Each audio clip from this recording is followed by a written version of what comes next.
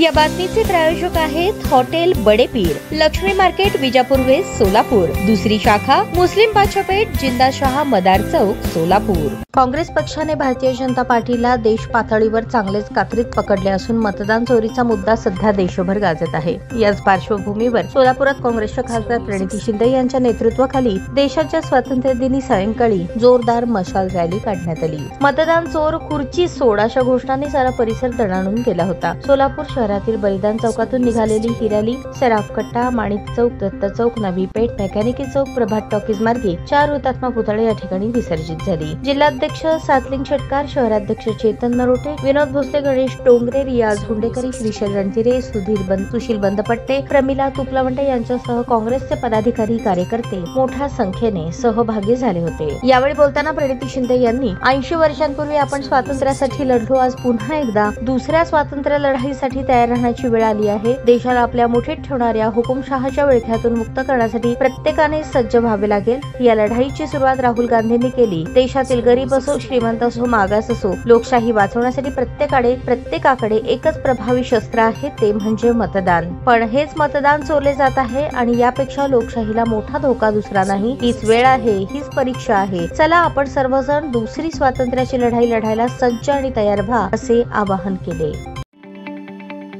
ताज्या बातम्या पाहण्यासाठी प्राईम महाराष्ट्र न्यूज चॅनलला सबस्क्राईब करा।